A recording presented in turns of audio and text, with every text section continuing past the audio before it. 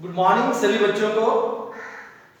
Class 10 English poetry वाले section में ये हमारी दूसरी पोएम का पांचवा भाग है। हमारी दूसरी पोएम का पांचवा भाग है। दूसरी पोएम जिसका नाम था माय गुड राइट हैंड और इसके जो कवि थे वो थे चार्ल्स मेकी। पोएम का नाम क्या था? माय गुड राइट हैंड और उसके कवि कौन थे? चार्ल्स मेकी। इस पोएम को हमने अच्छे से पढ़ा। इस पोएम की प्रति विशेषता के बारे में हमने बात की। क्या कवि हमसे कहना चाहता है, कविता का सार क्या है, इसकी विषय वस्तु क्या है, क्या कौन ये पोएम हमें क्या संदेश देती है, इस पोएम से हमें क्या शिक्षाएं मिलती है, इन सब के ऊपर हमने चर्चा की। प्रत्येक संज्ञा को हमने अच्छे से समझा और 4-5 हमने क्वेश्चन भी किए हैं।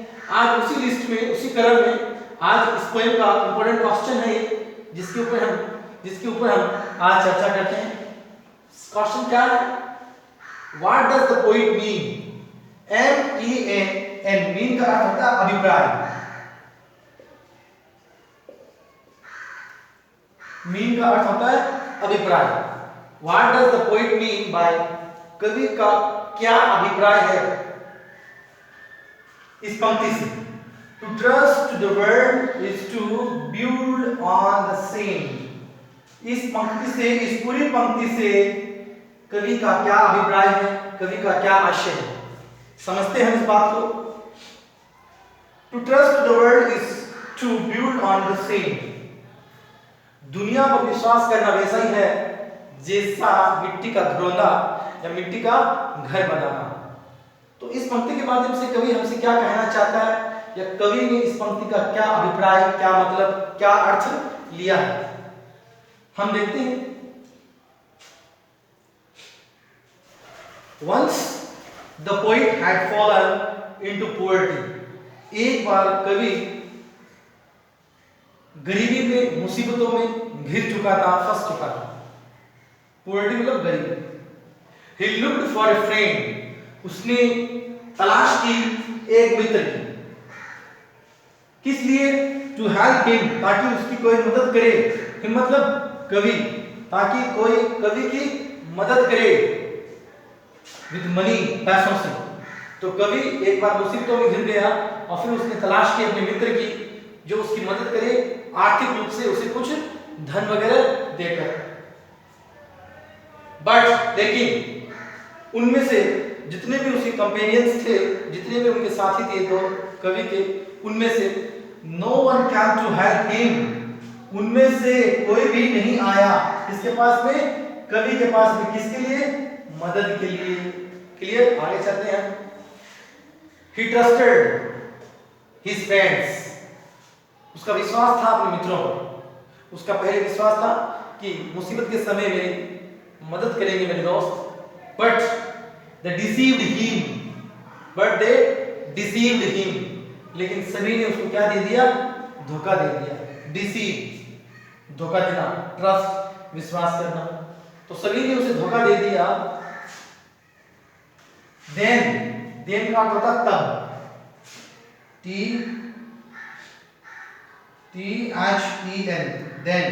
देन का अर्थ होता है तब।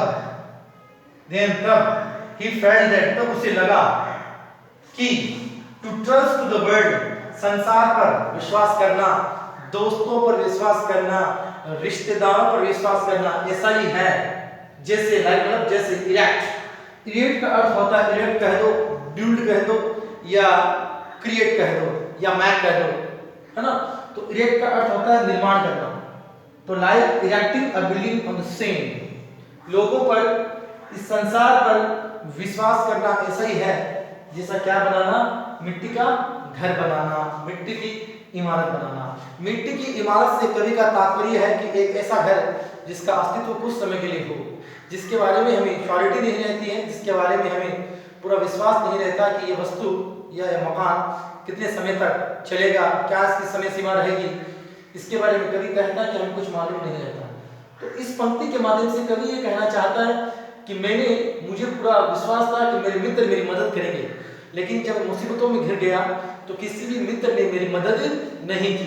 तब मुझे लगा मित्रों के ऊपर, दोस्तों पर, साथियों पर, रिश्तेदारों के ऊपर विश्वास करना ऐसा ही है जैसा क्या बनाना, मिट्टी का घर बनाना।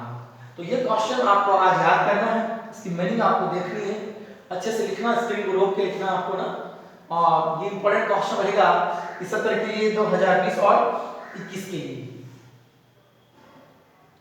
पोवर्टी गरीबी, ट्रस्ट विश्वास, डिसीज धोखा, एक्ट का अर्थ होता है निर्माण करना, सैंड का अर्थ होता है बालू या मिट्टी, और देन का अर्थ होता है तब। तो बच्चों ये आज हमारी पोएम पूरी हो चुकी है। इसके 2-3 क्वेश्चन जो इंपॉर्टेंट बने हैं वो मैंने आपको कुछ तो बता दिए वर्बली, और एक क्वेश्चन मुझे लगा इंपॉर्टेंट है इस साल के लिए, क्योंकि पिछले साल ये आया नहीं था, तो इस साल के लिए ये क्वेश्चन जो है ना इंपॉर्टेंट की लिस्ट में आ जाता है। तो इस प्रकार हमने चर्चा की इस क्वेश्चन के ऊपर। तो आज जो हमारी जो पोएट्री वाला जो सेक्शन है, जो 9 नंबर का हमारे सिलेबस में, उस पोएट्री वाले सेक्शन में आज हमारी ये दूसरी पोएम का आज अंतिम पार्ट था, पार्ट 5। कल हम शुरू करेंगे नेक्स्ट जो पोएम है द लोटस।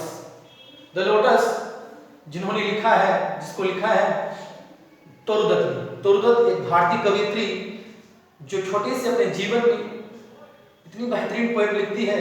उन्होंने सोनेट भी लिखे, सैकड़ों पोएम्स भी लिखी है। उस पोएम के माध्यम से वो बताती है कि किस प्रकार भारत का जो फूल है, भारत का जो प्रतीक है सुंदरता का, लोटस, वो किस प्रकार पाश्चात्य जगत के ऊपर, वेस्टर्न कंट्रीज के ऊपर अपनी जीत को सुनिश्चित करता है। तो वो हम कल वाली पोएम में चर्चा करेंगे। इस पोएम में हमने अभी तक ये देखा कि ये जो पोएम है, इसमें इस पोएम का जो मुख्य बिंदु था वो था गरीबी, कि किस प्रकार गरीबी से बाहर कवि आता है। ऐसे कौन-कौन से माध्यम, ऐसे कौन-कौन से साधन थे जिन साधनों को अपनाते हुए कवि अपनी मुसीबतों को हराता हुआ लक्ष्य की ओर बढ़ता है और आखिर में जीत हासिल करता है। और कवि ये कहता कि मेरा विश्वास था ईश्वर के प्रति और मेरी कठिन मेहनत के प्रति। इन दोनों चीजों के विश्वास की वजह से मेरा साहस पुनः लौटा। लोगों ने तो मेरी मदद नहीं की, और बजाय लोगों मदद के बजाय लोगों ने केवल मेरे प्रति क्या दिखाई, सिंपैथी, और कहा कि तुम्हारा किस्मत भी ऐसा ही है ना। तो लेकिन बेकार, मेरी किस्मत के बावजूद, मेरी किस्मत क्या थी, बेकार, इसके बावजूद मेरा साहस पुनः लौटा, और उस साहस के लौटने की वजह से मैं धीरे धीरे क्या हो गया, समृद्ध हो गया, पैसे वाला हो गया। और मेरे सब के सब साथी जिन्होंने मुझे मना किया था, है ना, जैसे मैं पैसे वाला होता हूँ, जैसे मैं समृद्ध होता हूँ, तब पुनः एक लौट के आते हैं। तब कवि कहता है कि आई नीड देम नो मोर, मुझे उनकी जरूरत नहीं है, एज दे ऑल अंडरस्टैंड, जैसा कि सब जानते हैं।